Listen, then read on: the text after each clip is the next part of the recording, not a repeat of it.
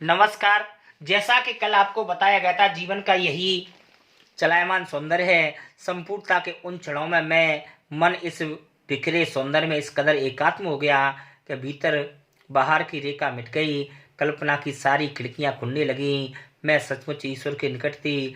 सुबह सीखी हुई प्रार्थना अब होठों को छूने लगी। ऐसा लगने लगा साना साना हाथ जोड़ तभी वह अतीन्द्र संसार खंड खंड हो गया। वह महानुभाव सूखी टहनी सा टूट गया। मैं मंत्र मुग्ध सी हो गई। तंद्र अवस्था में थोड़ी दूर तक निकली आई कि अचानक मेरे पैरों में ब्रेक सा लगा। मुझे ऐसा लगा जैसे कोई समाधिस्थ भाव में हो, अर्थात नृत्य करती किसी नृत्यांगना के अचानक घुंघरू टूट गए हों। मैंने देखा इस अद्वितीय सौंदर्य में निरपेक्ष कुछ पहाड़ी औरतें पत्थरों को तोड़ रही थी, जिनकी आटे सी गुत्ती कोमल गाया थी, पर हाथों में कुदाल और हथौड़े थे। पीठ पर डोको था जिसमें बच्चे बैठे हुए थे, पूरे ताकत के साथ जमीन पर मार रही थी। अपने स्वर्गीय सौंदर्य, फूलों, नदियों, वादियों, झरनों के बीच बेचारी भूख से, मौत से, गरीबी से जिंदा रहने की जंग थी। अपने माता का भाव और श्रम साधना का भाव दोनों एक साथ कर रही थी। वहीं खड़े थे बीआरओ के एक कर्मचारी से मैंने पूछा, भाई ये क्या हो रहा है? तब उसने बताया कि हम आपके लिए रास्ता चौड़ा कर रही हैं। और क्या है? मैंने कहा, बाप रे, कितना कठिन कार्य है। मेरे मुंह से अकस्मात निकला। वह भी बेचारा संजीदा हो गया, माने सचेत हो गया। कहने लगा, पिछले महीने यहाँ एक की जान चली गई। बड़ा कठिन कार्य। प्रश्न बनता है कि पहाड़ों पर रास्ता कैसे बनाया जाता है? तब कहते हैं कि सबसे पहले डायनामाइट से चट्टानों को उड़ा दिया जाता है, फिर बड़े बड़े पत्थरों को तोड़कर एक बड़े आकार के छोटे छोटे पत्थरों में बदला जाता है, फिर उन बड़े बड़े पत्थरों को लंबी पट्टी की तरह बिछाकर जाल में लगा करके बाढ़ की तरह प्रयोग किया जाता है। यदि किसी व्यक्ति से जरा भी चूक होती है, बेचारा अपने प्राणों से हाथ धो बैठता है, अर्थात वह सीधा पाताल लोक चला जाता है। तभी मुझे ध्यान आया था, एक जगह लिखा हुआ था बड़े बड़े अक्षरों में, ever wondered who defied death to build these roads. आप ताज्जुब करोगे इन रास्ताओं को बनाने में कितने लोगों ने मौत को जुटलाया।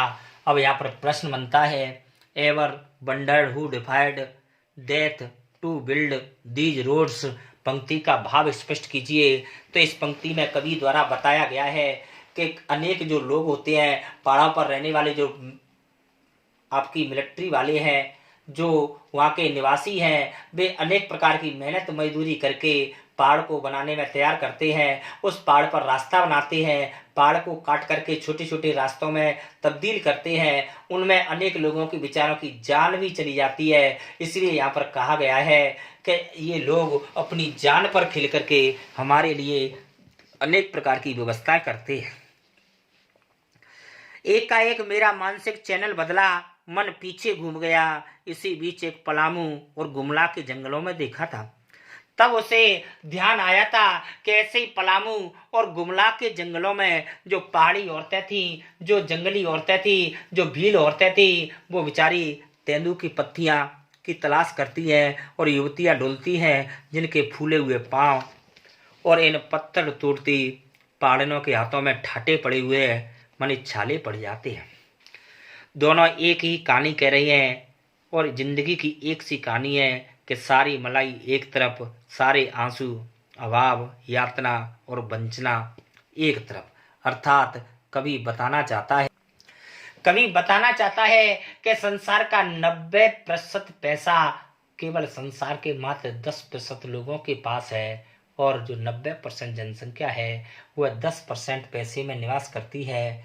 अतः बेचारे मेहनत मजदूरी ये करते हैं, अनेक प्रकार की यातनाएं झेलते हैं, लेकिन फिर भी अपनी गरीबी में भी ये बड़े चंगे रहते हैं। ये कंगाली में भाग खिला करते हैं, कब ज़्यादा देकर भी कम लेने का प्रयास करते हैं। इनको अपनी मजदूरी का उतना पैसा नहीं मिल पाता, उतना धन नहीं मिल पाता जितने पैसे के ये हकदार हैं, लेकिन फिर भी बेचारे किसी से कुछ भी नहीं कहते।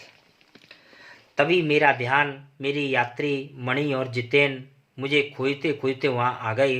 मुझे गमगीन देखा तो कहने लगे, मैडम ये तो हमारे देश की आम जनता है, आप इन्हें तो कहीं भी देख लोगे, लेकिन पहाड़ों की सुंदरता देखिए जिसके लिए आप पैसे खर्च करके आई है। ये हमारे देश की आम जनता नहीं, हमारे जीवन का संतुलन है। ये बेस्ट एट रिपेइंग है। बेस्ट एट रिपेइंग का मतलब होता है कम लेना और ज़्यादा देना, अर्थात ये अधिक मेहनत करते हैं और अपनी अधिक मेहनत से ये लोगों के जीवन चलाने का प्रयास करती है। समाज को कितना वापस देती हैं। मन ही मन मैंने सोचा, हम जीप की ओर मुड़ने लगे। तभी मैंने देखा कि सुंदरी इस तरह से खिलखिलाकर हंस पड़ी जैसे मानो उनका सारा खंडहर, सारा ताजमहल बन गया हो। अर्थात कवि कहना चाहता है या लेखिका कहती है कि ये अपने जीवन में कभी भी अपने जो अभाव है उन अभावों को कभी भी अस्वार्थ नहीं मानती है। ये हमेशा अपने जीवन के अभावों को पूरा करने का प्रयास करती रहती है। अगला आपको नेक्स्ट वीडियो में पढ़ाया जाएगा। तब तक के लिए नमस्कार।